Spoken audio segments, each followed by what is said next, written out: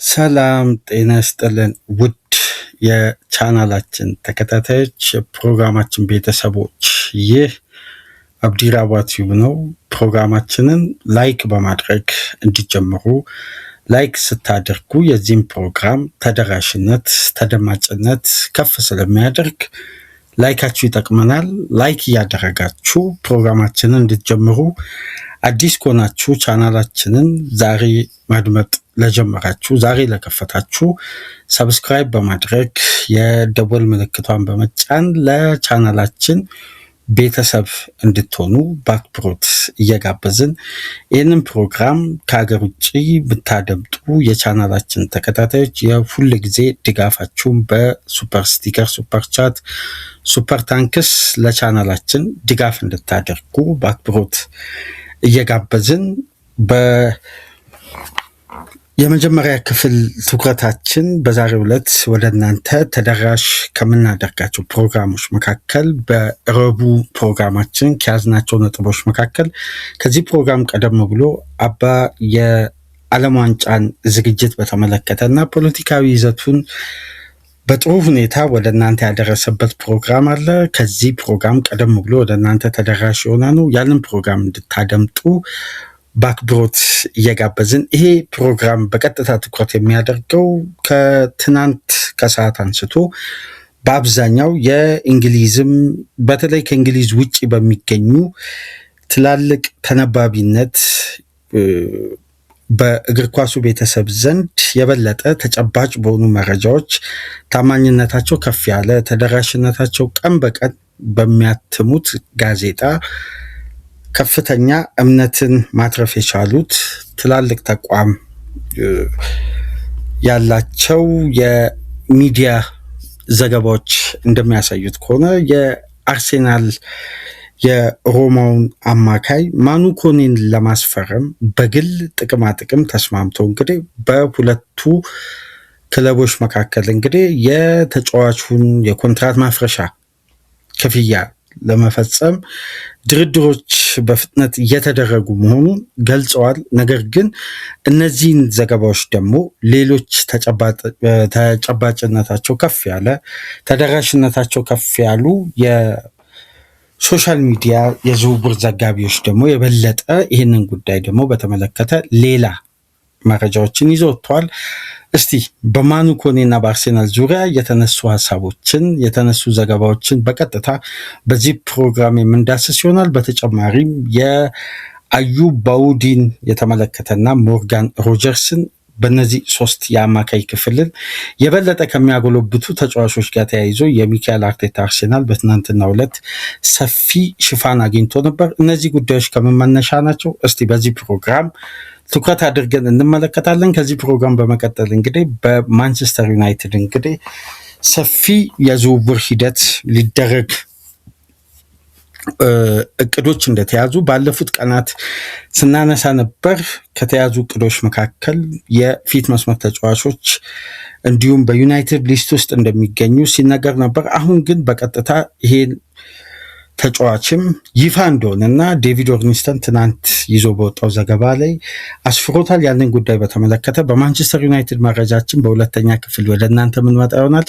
የመጨረሻው ክፍል ፕሮግራማችን ትኩረት የሚያደርገው ትናንት ምሽት ከተደረገው የዓለም ዋንጫ ጨዋታ ፈረንሳይ ከሴኔጋልን ያገናኘው የዓለም ዋንጫ ፊክስቸር እንግዲህ በፈረንሳይ ደማቅ አጀማመር በኪሊያን ኢምባፔ አስደናቂ ብቃት የተጠናቀቀውን ጨዋታ አጠር ባለ መልኩ መረጃዎችን እንዲሁም ከዛ በኋላ በተደረጉ የዓለም ዋንጫ ጨዋታዎች ዙሪያ የምናነሳቸው ነጥቦች ይሆናሉ። በእነዚህ ፕሮግራሞች ከእናንተ ጋር ዕለተ ረቡዕን ቆይታ የምናደርግ ይሆናል። የመጀመሪያ ክፍል ትኩረታችን ግን በቀጥታ ትኩረት የሚያደርገው አርሴናል እና ማኑ ኮኔን የተመለከተው መረጃ እስቲ በተወሰነ መልኩ ለማጥራትም ከመረጃው ጋር በተገናኘ የወጡ የጣሊያን ሚዲያ ትላልቅ ጋዜጦች ይዘው የወጡት ዘገባ እውነትም ይሄ መረጃ ተጨባጭ ነው ወይ? ይህን መረጃ ከምን መነሻ በማድረግ ነው በአብዛኛው ከአንድ በላይ በሆኑ የጣሊያን ጋዜጦች ላይ የዚህ ተጫዋች ስም ከሚኬል አርቴታ አርሴናል ጋር በቀጥታ ተያያዥ መሆኑ፣ ይህንን መረጃ ደግሞ በተቃራኒው በዝውውር ዘገባቸው የታመኑ በጣሊያንም ባላቸው በጣሊያን እግር ኳስ ሰፊ ዘገባም እንዲሁም በመላው ዓለም በሚደረጉ የዝውውር ሂደቶች ላይም ተቀባይነት በቅርብ ዓመት ውስጥ ማግኘት የቻሉ እነ ፋብሪዚዮ ሮማኖም ደግሞ በዚህ ዙሪያ ያለውን ተጨባጭ እውነታ አጋርተዋል። ነገር ግን መረጃው ቀደም ብሎ የወጣው በጣሊያን ከሚገኙ የህትመት ውጤቶች መካከል አንዱ የሆነው ኮሪያ ዴል ሴርና የሚባል በሚላን የሚታተም ዕለታዊ ጋዜጣ የሚላን ከተማ ጋዜጣ ነው ይህም መረጃ መጀመሪያ ይፋ ያደረገው። ከዛም በኋላ ላጋዜጣ ዴሎ ስፖርት ደግሞ ሰፊውን ዘገባ ከአንድሬስ ቤርታ ተወካዮች ወይም በአንድሬስ ቤርታ ዙሪያ ባሉ የመረጃ ምንጮች አረጋግጫለሁ ብሎ ነው ደግሞ ላጋዜጣ ዴሎ ስፖርት ይዞ የወጣው። ከዛም በኋላ እንግዲህ እነ ማቴዎ ሞርቲ እነ ፋብሪዚዮ ሮማኖን ከተመለከታችሁ ደግሞ ምንም አይነት ፐርሰናል አግሪመንትም የለም። አርሴናል ማኑ ኮኔ በአርሴናል ራደር ውስጥ አይገኝም በዚህን ሰዓት ነው የሚሉት። እንደውም አርሴናል ምንም አይነት ትኩረት ማኑ ኮኔን የማስፈረም እቅድ የለውም፣ ፕላንም የለውም። ነገር ግን እነዛ የጣሊያን ጋዜጦች እንደሚሉት ከሆነ በሚስጥር የተያዘ እቅድ ኢንተር ሚላን አብዝቶ ይህን ተጫዋች በትኩረት መፈለጉን ተከትሎ ከኢንተር ሚላን ሃይጃክ ለማድረግ በተጫዋቹ ተወካዮች በኩል የተደረገው ድርድር የበለጠ በፍጥነት የተጠናቀቀና በሁሉም ረገድ እንደውም ላጋዜጣ ዴሎ ስፖርት ላይ የተመለከትነው ላጋዜጣ ዴሎ ስፖርት ላይ የተመለከትነው አንዱ መረጃ አርሴናል ለዚህ ተጫዋች በሳምንት እስከ 85,000 ፓውንድ ጭምር ለመክፈል መስማማቱን ነው ከነ ደሞዙ ክፍያ ጭምር ይዞ መውጣት የቻሉት። ታዲያ መረጃው በዚህ በኩል የትኛውን ዘገባ ተቀባይነት ያገኛል የሚለውን እስቲ በቀጣይ በምናነሳቸው ነጥቦች የበለጠ ትኩረት የሚያገኙ ይሆናል። ነገር ግን ለአርሴናል በቅርብ ጊዜያት ውስጥ ሰፊ ተቀባይነት ታማኝነትን ካተረፉ አናውን ሶርሶች ወይም የበለጠ ለአርሴናል ቅርበት እንዳላቸው የሚታወቁ ነገር ግን በግልጽ ለየትኛው ሚዲያ እንደሚሰሩ ለየትኛው ተቋም እንደሚሰሩ ግልጽ ካልሆኑ የመረጃ ምንጮች መካከል አንዱ ሃንድ ኦፍ አርሴናል ነው። ለየትኛውም ግዙፍ የእንግሊዝ የሚዲያ ተቋም እንደሚሰሩ አይታወቅም፣ ግን ለክለቡ በጣም ቅርበት እንዳላቸው ይገመታል። ምክንያቱም በአብዛኛው የሚያወጧቸው መረጃዎች ተቀባይነት ተደራሽነት ስላለው በብዙ መልኩ በአርሴናል ደጋፊዎች ዘንድም ተቀባይነታቸው ከፍ እያለ የመጣ በቅርብ ዓመት ውስጥ በእጅጉ በኤክስ ገጽ ላይ የአርሴናል ደጋፊዎች የሚከታተሏቸው ወይም ሪሊያብል ሶርስ ብለው ከሚመለከቷቸው ሚዲያዎች መካከል አንዱ ነው። በዚህ ሚዲያ ላይ ደግሞ የወጣው ዘገባ ደግሞ በተቃራኒው ሌላ አዲስ ነጥብ ይዞ መጥቷል። አርቴታ ከሰሞኑን የቡድኑን መልማዮች እነ ማውሪዚዮ ሚቼልን ጨምሮ በገበያ ላይ ትኩረት እንዲያደርጉ እና በቡድኑ ኳሊቲ ውስጥ ያስፈልጋል ተብለው አሁን ላይ ከሚገኙ የአማካይ ክፍል የፊት መስመር ተጫዋቾች በተለየ ኳሊቲ እንዲመለመሉ ትዕዛዝ ከሰጣቸው የተጫዋቾች አይነት መካከል አንዱ በአማካይ ክፍል በፕሮግሬሲቭ ቦል ኬር የዳበረ ኤክስፒሪየንስ እና በጫና ውስጥ ኳስን ከአደጋ ክልል ይዞ መውጣት የሚችል አርሴናል ለከፍተኛ ፕሬሲንግ በሚጋለጥበት ሰዓት የትኛውንም አይነት የተጋጣሚ ጫና መቋቋም የሚችል በአደጋና በከባድ የተጋጣሚ ጫና ውስጥ ቡድኑን በኳስ መስርቶ ለመውጣት በተለይ በአጫጭር ንክኪዎች ቡድኑ መሸጋገር የሚፈልጋቸው የተጋጣሚን ትራፕን በአስገራሚ ሁኔታ በተክለሰውነት ፊዚካሊ ሜንታሊ ሜዳ ላይ ያላቸው ጨዋታ የማንበብ ትኩረታቸው ከፍ ያሉ ተጫዋቾች በክለቡ በእጅጉ እንደሚያስፈልጉ አርቴታና ኮቺንግ ስታፉ ማመኑን ተከትሎ ነው። እንግዲህ ከሰሞኑን በደም ከተመለከታችሁ ከአርሴናል ጋር ስማቸው የሚያያዝ ተጫዋቾች ሁሉ በተመሳሳይ ካራክተር ነው። ለምሳሌ ከቀናት ከሁለት ቀን በፊት አዩብ በውዲ በዚህ አይነት ቴክኒክ አቅሙ የበለጠ በጫና ውስጥ ሪስክ ባላቸው ፖዚሽኖች ላይ ሪስኮችን ለመውሰድ እና ኳስን ቢልድ ለማድረግ ከየትኛውም የተጋጣሚ ፕሬሲንግ ለመሻገር በተለይ ቴክኒካሊ ያለው የእግር ኳስ እውቀትን ተጠቅሞ ተጫዋቹ በሚያደርጋቸው እያንዳንዱ የፕሮግሬሲቭ ፓስ ላይ የበለጠ ተጫዋቹ ተፈላጊም ተወዳጅም ሆኗል። በጫና ውስጥ ኃላፊነትን መውሰድ፣ መብቶችን ማቅረብ፣ ክለቡ መብቴ በሚፈልግበት ሰዓት ያ አማካይ ተቀዳሚ የክለቡ የመብቴ አካል እንዲሆን በዛ ፖዚሽን ላይ አርቴታ አሁን ኦፍ ዘ ቦል ባለ እንቅስቃሴ የበለጠ ቡድኑ ኮምፓክት ነው። የተጋጣሚ ማጥቃት በአግባቡ መገደብ ይችላል። ፕረስ ለማድረግ አይቸገርም። ኳስን ለመንጠቅ፣ የጋራ ኳሶችን ለማሸነፍ፣ የአየር ላይም ግራውንድ ዱዌሎችን ለማሸነፍ ቡድኑ ያለው ዲፌንሲቭ አክሽን አስተማማኝ ነው። የበለጠ ግን አርሴናል ጨዋታውን ኮንትሮል ማድረግ ሲፈልግ ግን የተጋጣሚ ፕሬሲንግ ከመጀመሪያ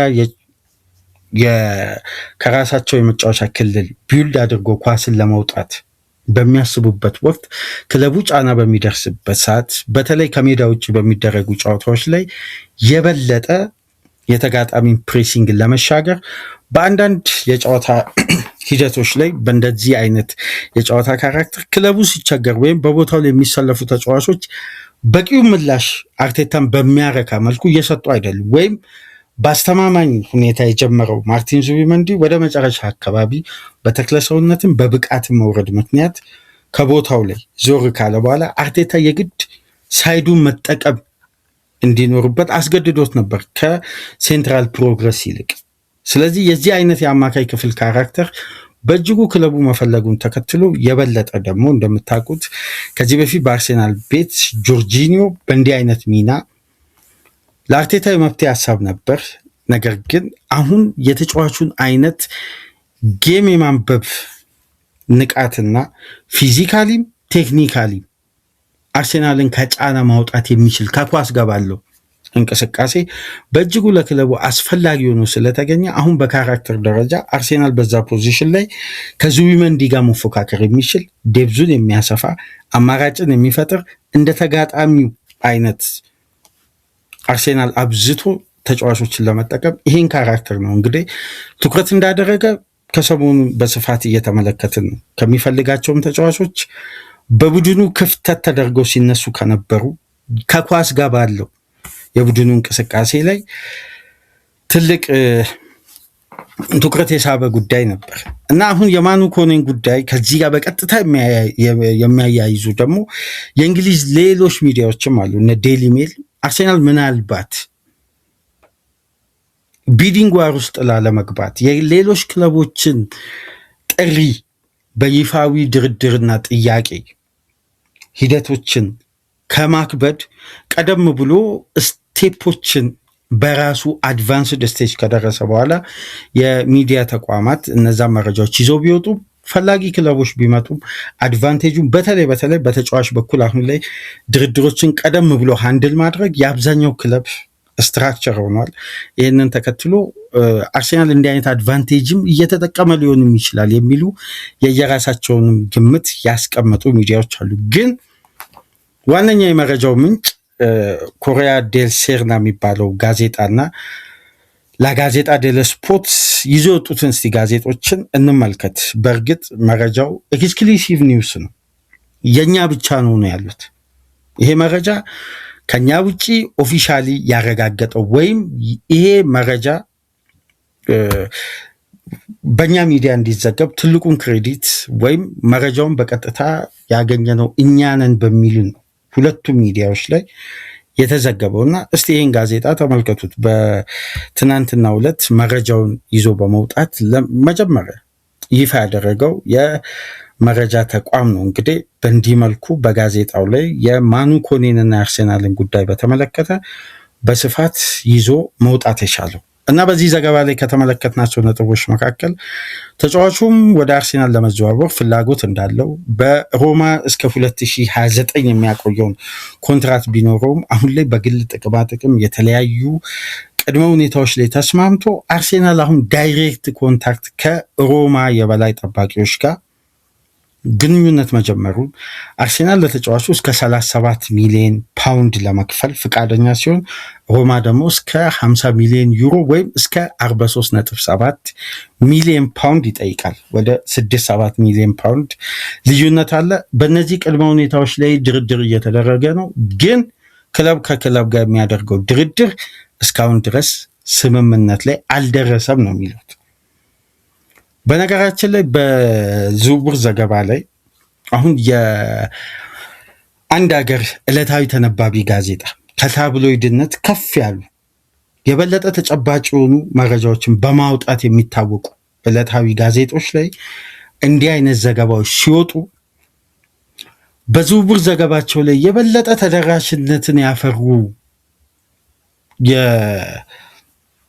ትላልቅ የሶሻል ሚዲያ ዘጋቢዎች ጋር በእርግጥም ከክለብ በሚገኝ ሪፖርትና ዘገባ ላይ እነዛ ዕለታዊ ጋዜጦች የሚወጡበት ተነባቢ ዕለታዊ ጋዜጣ ላይ የሚወጡ መረጃዎች የበለጠ ተቀባይነት ይኖራቸዋል። ይህን ከምንልበት ዋነኛ ምክንያት በተለያየ ወቅት ከተመለከታችሁ ለምሳሌ ዘ ታይምስ የኔ ነው ያለውን መረጃ ይዞ ሲወጣ የበለጠ በእንግሊዝ ተነባቢ መሆኑን ለረጅም ዓመታት በታመነ ተደራሽነት ብዙ ተከታዮችን ማፍራቱን ተከትሎ ተቀባይነቱ ከፍ ብሎ ያ ዘገባ በቀጥታ 100% ከክለብ ስለሚገኝ ወይም የክለብ ሪፖርተሮች ስለሚያወጡት ከክለብ ውስጥ አዋቂዎች ዳይሬክት ወይም ከሚዲያ ኮሚኒኬሽን ኃላፊዎች የሚሰጥ ዘገባ ስለሆነ ሚዛን ይደፋል።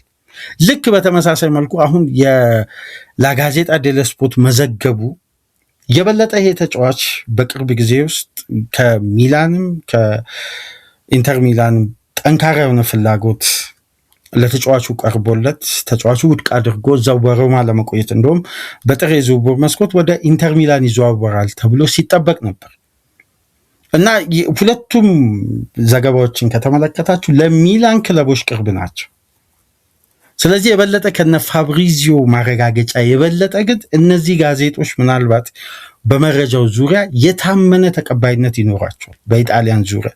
ምክንያቱም ከፈረንጆቹ አዲሱ ዓመት አንስቶ የማኑ ኮኔን ሁኔታ በተደጋጋሚ በተለይ የምታስታውሱ ከሆነ በአንድ ግዙፍ ጨዋታ ከጁቬ ጋር ይመስለኛል ሮማና ጁቬ ሊያደርጉ ከነበረው ቅዳሜ ጨዋታ ቀደም ብሎ በነበረ አንድ የትሬኒንግ ሴሽን ከጃምፓውሎ ጋስፕሪኒ ጋር ባለመግባባት ከስብስቡ ውጪ እንዲሆን ቅጣት ተጥሎበት ተጫዋቹ ከስብስቡ ውጪ ከሆነ በኋላ የሮም ቆይታው ጥያቄ ውስጥ መግባቱ ሁሌም በተደጋጋሚ በጣሊያን እግር ኳስ ከምንመለከታቸው መረጃዎች መካከል አንዱና ዋነኛው ነበር።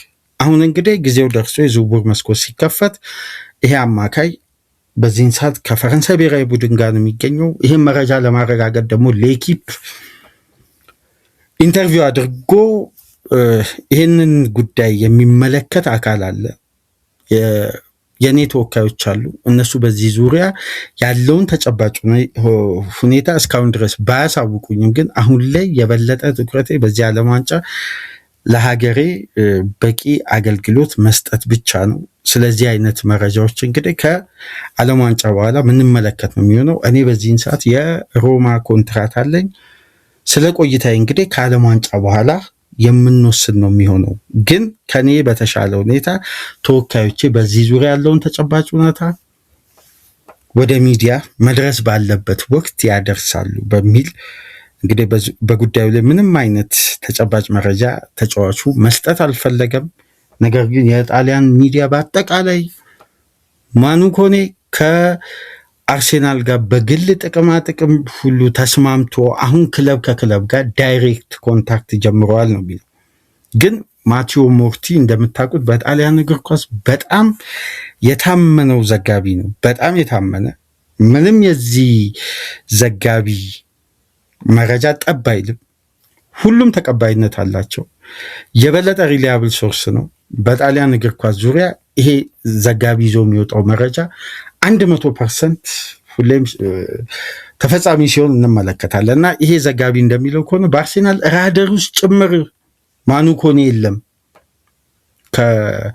ፋብሪዚዮ ጋር አብሮ በጋራ በነበራቸው የሂርዊጎ ፖድካስት ላይ ለወደፊት አርሴናል ፕላን ሊያደርግ ይችላል፣ ግን አሁን ላይ ምንም አይነት ስምምነትም ግንኙነትም አልተፈጠረም ነው። እንደውም ኮምፕሊትሊ በአርሴናል ራደር ውስጥ አይገኝም ነው የሚለው እና ፋብሪዚዮም ይህን ጉዳይ በተመሳሳይ አረጋግጧል። ግን እስቲ በቀጣይ ቀናት ሁኔታዎች በሂደት ግልጽ የሚወጡ ይመስለኛል። ምክንያቱም በተለይ ደግሞ ከዚህ ጋር በተያያዘ የበለጠ ዴቪድ ኦርኒስተን ወድ ፖድካስት ላይቭ ስርጭት ካለው ወይም በኤንቢሲ ከዛው ከአሜሪካ ሆኖ መረጃዎችን አፕዴት የሚያደርግ ከሆነ ካልሆነ ደግሞ በኤክስ ገጹ ላይ የሚያወጣውን አፕዴት መጠባበቅ ነው። የበለጠ ኦርኒስተን በዚህ ጉዳይ ላይ የታመነውን መረጃ ይዞ ይወጣል ተብሎ ይጠበቃል። ግን የጣሊያን ሚዲያ በስፋት እየዘገቡ ነው የሚገኙት። መረጃውም አለን በተጨባጭ የኛ ብቻ መረጃ ነው ያሉት።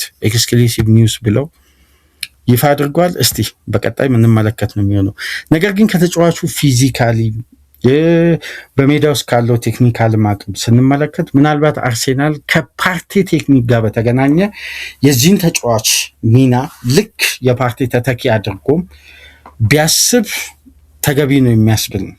ፓርቴን በቀጥታ ለመተካት ምናልባት ማኑ ኮኔ የፓርቴን አይነት ያጫወት ሚና ያለው የበለጠ ግን ከፓርቴ በተሻለ ሁኔታ ፊዚካሊ ጠንካራ የሆነ የቀድሞ የሞንቼ ግላድባክ አማካይ ነው። ከዚህ በፊት ከማንቸስተር ዩናይትድ ከሊቨርፑል ጋር ስሙ በተደጋጋሚ ሲነሳ እናደምጣለን። በተለይ ከ2023/24 የዝውውር ዓመት ላይ የበለጠ የዚህ ተጫዋች ስም ከነዚህ ክለቦች ጋር ሲያያዝ እንሰማለን። አሁን እንግዲህ ከአርሴናል ጋር በቀጥታ የጣሊያን ሚዲያ እያገናኘን የሚገኙ በማኑ ኮኔ ዙሪያ ያለው ተጨባጩ መረጃ ይሄ ነው። ዘገባውንም በጋዜጣው ላይ እንደምትመለከቱት በእንዲህ መልኩ ነው ለእግር ኳሱ ቤተሰብ ይፋ መሆን የቻለው። እንግዲህ ሁለት ወገኖችን የከፋፈለ የጣሊያን ሚዲያ ተስማምተዋል በግል ጥቅማ ጥቅም እያለ ነው። እነ ፋብሪዚዮ ደግሞ ከአርሴናል ጋር ምንም አይነት ኮንታክትም የለም፣ አርሴናል ይሄን ተጫዋች የማስፈረም ፍላጎትም ራደር ውስጥም የለም እያሉ እስቲ በቀጣይ ቀናት መረጃዎችን ተከታትለን ወደ እናንተ አፕዴት የምናደርጋችሁ ነው የሚሆነው። ሌላኛው መረጃ እንግዲህ ሃንድ ኦፍ አርሴናል ላይ ከወጡ መረጃዎች መካከል አንዱ ስለ ሞርጋን ሮጀርስ ነው። እንደ ሃንድ ኦፍ አርሴናል ዘገባ ከሆነ ሞርጋን ሮጀርስ እንደውም ለአርሴናል ኃላፊዎች ቃሉን ሰጥቷል። የበለጠ ለአስቶን ቪላ የበላይ ጠባቂዎች ወደ ሻምፒዮናው አርሴናል ወደ ኖርዝ ለንደን ለመዘዋወር ያለውንም ፍላጎት ግልጽ በሆነ መልኩ በተለይ ከአስቶን ቪላ ጋር በማያጋጨው መልኩ፣ ምክንያቱም የተጫዋቹ ሕይወት ነፍስ ዘርቶ እዚህ ደረጃ እንዲደርስ ቪላ ትልቁ ሚና ተጫውቷል። ምክንያቱም ከማንቸስተር ሲቲ አካዳሚ በ8 ሚሊዮን ፓውንድ ወደ ሚድልስብሮ ከተሸጠ በኋላ ከቦሮ ከአንድ ዓመት ቆይታ በኋላ ነው ኡናይ ኤምሬ በ13 ሚሊዮን ፓውንድ ያስፈረሙት። አሁን ተጫዋቹ ከ85 ሚሊዮን ፓውንድ በላይ ያወጣል ተብሎ ነው የሚጠበቀው። ሞርጋን ሮጀርስ ለማስፈረም እንግዲህ በዚህን ሰዓት በዚህም ወቅት ቼልሲ፣ አርሴናል፣ ማንቸስተር ዩናይትድ የተጫዋቹ አጥብቆ ፈላጊ ቢሆኑም ተጫዋቹ አርሴናልን መምረጡና በቀጣይ ቀናት ይሄ ኦፊሻሊ ባልሆነ መልኩ አርሴናል ከበስተጀርባ ሂደቱን በጣም በተቀላጠፈ መልኩ የዚህን ተጫዋች ዝውውር በጊዜ ለማጠናቀቅ እየሰራ እንደሆነ በሃንድ ኦፍ አርሴናል መረጃ ላይ በስፋት ይሄ መረጃ ለእግር ኳሱ ቤተሰብ ፖስት ተደርጓል። ገብታችሁ መረጃውን መከታተል ትችላላችሁ።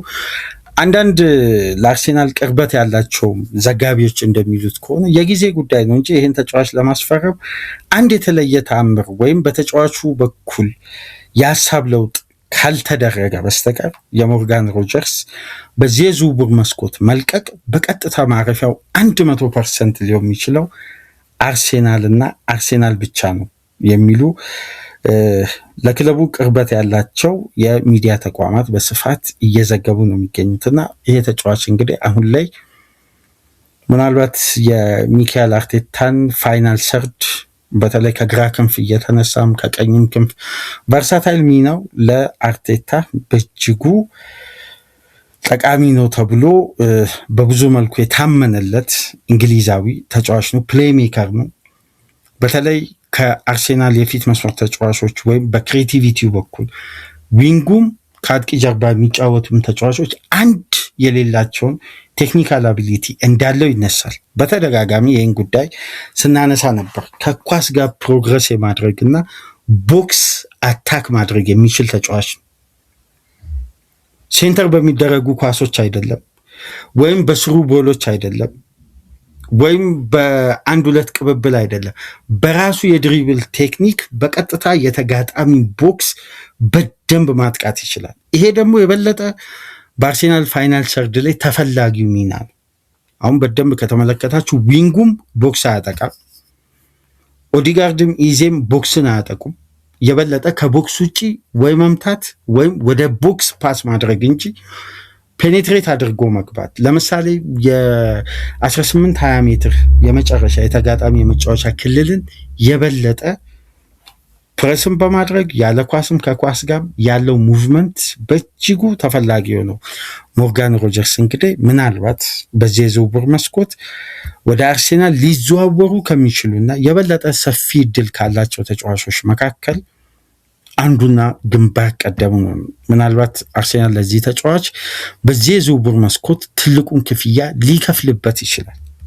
በዚህ የዝውውር መስኮት ትልቁን ክፍያ እዚህ ተጫዋች ላይ ኢንቨስት ሊያደርግ የሚችልበት እድል ሰፊ ነው። ምክንያቱም ተጫዋቹ ወደ አርሴናል ለመዘዋወር ከፍተኛ ፍላጎት አለው።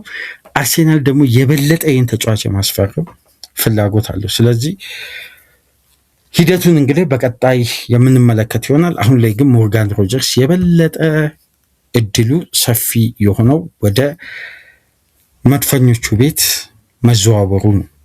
በአብዛኛው ይሄን መረጃ በነገራችን ላይ ድግግሞሽ ይበዛዋል እንጂ አንድ አይነት ነው። ምንም የተቀየረ ነገር የለም። የአርሴናል አንዱ ፈራሚ ሊሆን ይችላሉ፣ ለዛውም አንዱ ኢላማ አይደለም፣ ፈራሚ ነው እና ይህ ጉዳይ ምናልባት የበለጠ ከጊዜ ወደ ጊዜ እየሰፋም እየታወቀም መጥቷል። እዚህ ተጫዋች ላይ ቼልሲ ያለው አቋም ጠንካራ ቢሆንም በኢሮፒያን እግር ኳስ ምክንያት አርሴናል በተሻለ አድቫንቴጅ እንደወሰደ፣ ማንቸስተር ዩናይትድ ደግሞ ከቦታው ላይ ካላቸው አማራጭና ሮጀርስ ከሚፈልገው ነፃነት ጋር በተገናኘ የበለጠ አርሴናልን ተመራጭ ማድረጉን ከዚህ በፊት እነ ኢሳም ካህንም ይህን ጉዳይ ሲያነሱ በመረጃ መልክ ተመልክተን ነበር እና የበለጠ አሁን ሞርጋን ሮጀርስ ማረፊያው ኤሜሬትስ የመሆን እድሉ ከጊዜ ወደ ጊዜ ከፍ ያለ መጥቷል ነው ዘገባዎች በአጠቃላይ የሚያሳዩት።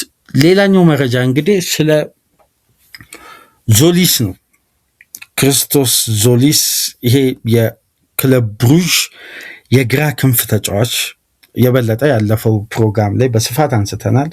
አድቫንስድ ስቴጅ ላይ የደረሰው የተጫዋቹ የዝውውር ሂደት አሁን በሁለቱ ክለቦች መካከል ጠንካራ ድርድር እየተደረገ ነው። አርሴናል ግን ለዚህ ተጫዋች 41-42 ሚሊዮን ዩሮ በጣም ኤክስፔንሲቭ ነው ብሎ ነው የሚያስቡ፣ ወይም ከፍተኛ ክፍያ ነው።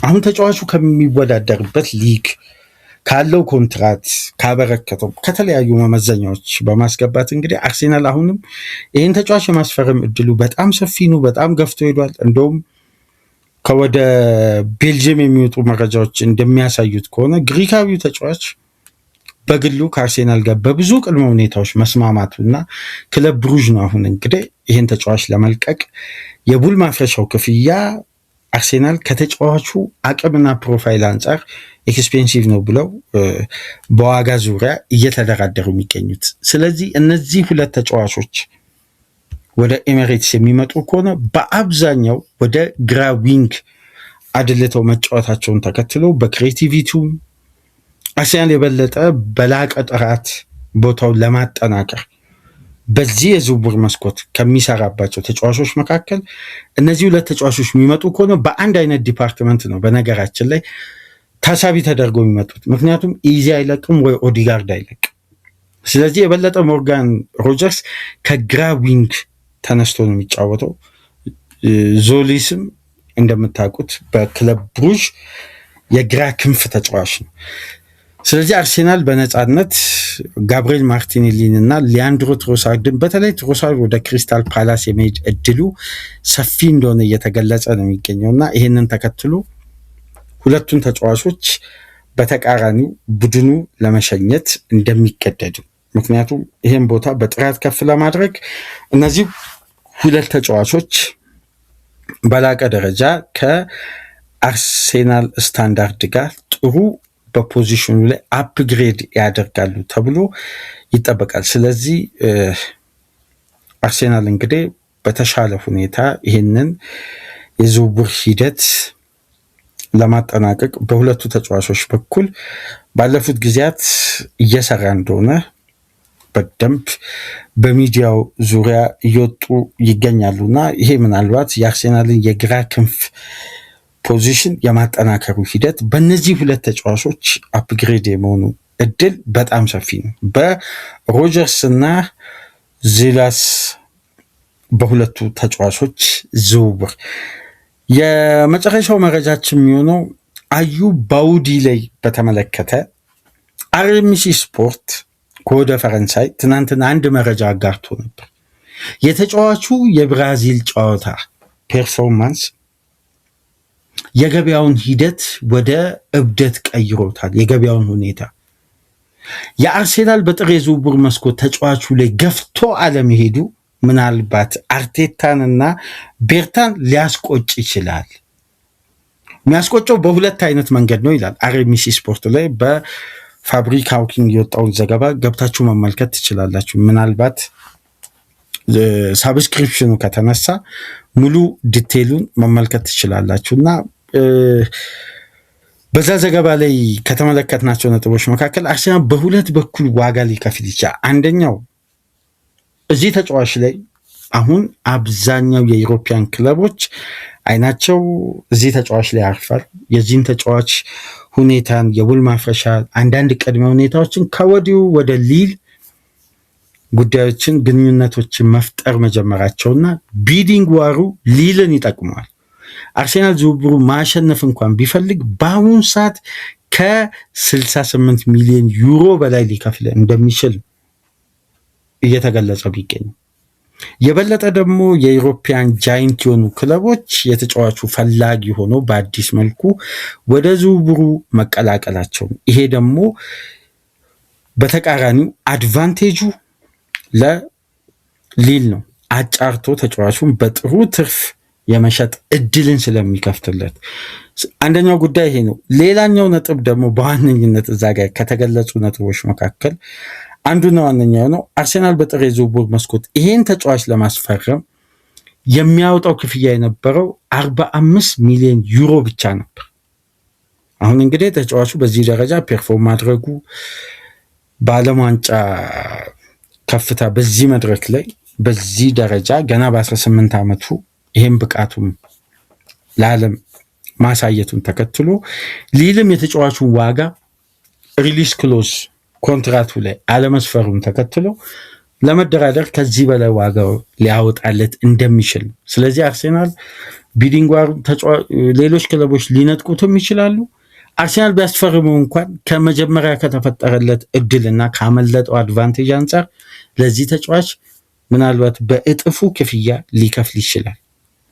ይሄ ምናልባት በቀጣይ ቀናት ከምንመለከታቸው የእያንዳንዱ ክለብ በዚህ ተጫዋች ዙሪያ የሚያሳዩት ፍላጎትና ጠንካራ የዝውውር ሂደት ነው። ለማንኛውም በእነዚህ አራት ተጫዋቾች ዙሪያ ያለው ወቅታዊ የአርሴናል ተጨባጭ መረጃ ይህን ይመስላል። በነገራችን ላይ የሳንድሮ ቶናሊ ጉዳይ ከአርሴናል እና ማንቸስተር ሲቲ እጅ ሳይወጣ እንዳልቀረ በርካታ ሚዲያዎች እየገለጹ ነው የሚገኙት እና ምንም አይነት የአውሮፓውያን እግር ኳስ የሌለው ቶትንሃም ሳንድሮ ቶናሊን ከአርሴናል እና ማንቸስተር ሲቲ የመንጠቅ እድሉ በጣም ሰፊ ነው። ተጫዋቹም ወደ ቶትንሃም የመዘዋወር ፍላጎት በግልጽ አሳይቷል። ይሄ ያልተጠበቀ መረጃ ነው። ቶናሊን ወይ በማንቸስተር ከተማ ያሉ ከሁለቱ ክለቦች አንዱ ያስፈርመዋል ሲባል ከዛም በኋላ አርሴናል ከጃንዋሪ ጀምሮ ከተጫዋቹ ጋር ዳይሬክት ኮንታክት ማድረጉን ተከትሎ በእነዚህ ክለቦች እንመለከተዋለን የሚል ግምት ነበር። ግን አሁን ሁኔታዎች ሁሉ ተቀይረው በቀጥታ ቶትናም ዝውውሩ ላይ አግሬሲቭ ሆኖ በመግባት አሁን ላይ ለተጫዋቹ 85 ሚሊዮን ፓውንድ ሲደመር 11 ሚሊዮን ፓውንድ ለመክፈል ዝግጁ መሆኑን ተከትሎ ኒውካስል ግን 100 ሚሊዮን ፓውንድ ነው የሚፈልገው። ድርድር ኦፊሻሊ ጀምረዋል ሁለቱ ክለቦች። የትኛው ቡድን ገብቶ ዝውውሩን ሃይጃክ ያደርጋል እስቲ በቀጣይ ቀናት ምንመለከተው። ግን የአርሴናል ሁነኛ ትኩረት ነበር ሳንድሮ ቶናሊ።